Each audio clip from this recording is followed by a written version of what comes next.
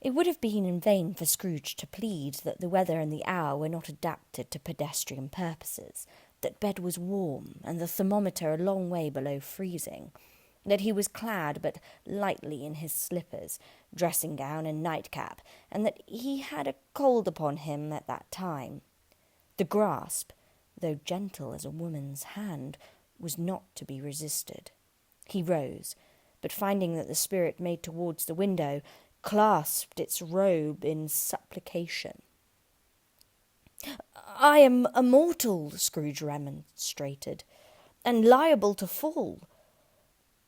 "Bear but a touch of my hand there," said the spirit, laying it upon his heart, "and you shall be upheld in more than this."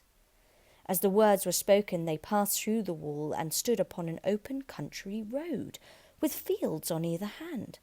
The city had entirely vanished. Not a vestige of it was to be seen. The darkness and the mist had vanished with it, for it was a clear, cold winter day, with snow upon the ground. "Good heaven!" said Scrooge, clasping his hands together as he looked about him. "I was bred in this place. I was a boy here."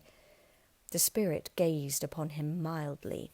Its gentle touch, though it had been light and instantaneous, appeared still present to the old man's sense of feeling. He was conscious of 1,000 odours floating in the air, each one connected with 1,000 thoughts and hopes and joys and cares long, long forgotten. "Your lip is trembling," said the ghost. "And what is that upon your cheek?" Scrooge muttered, with an unusual catching in his voice, that it was a pimple, and begged the ghost to lead him where he would. "You recollect the way?" inquired the spirit.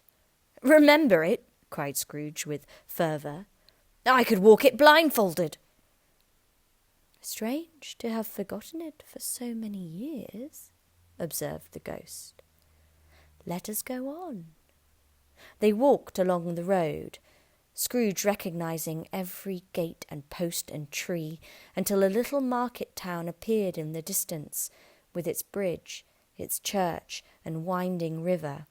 Some shaggy ponies now were seen trotting towards them with boys upon their backs, who called to other boys in country gigs and carts driven by farmers.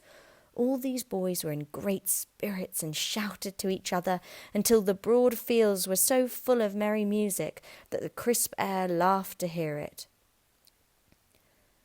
"These are but shadows of the things that have been," said the ghost.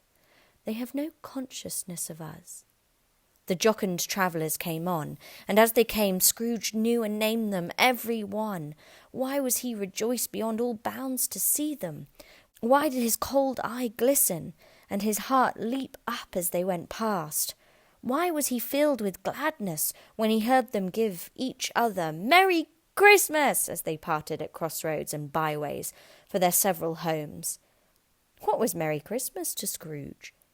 Out upon Merry Christmas. What good had it ever done him?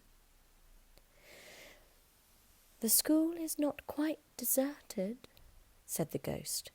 "A solitary child neglected by his friends is left there still."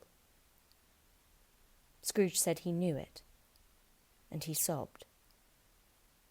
They left the high road by a well-remembered lane, and soon approached a mansion of dull red brick, the little weathercock-surmounted cupola on the roof, and a bell hanging in it.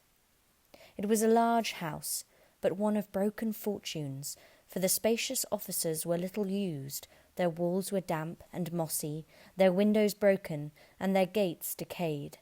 Fowls clucked and strutted in the stables, and the coach-houses and sheds were overrun with grass. Nor was it more retentive of its ancient state within, for entering the dreary hall and glancing through the open doors of many rooms, they found them poorly furnished, cold, and vast.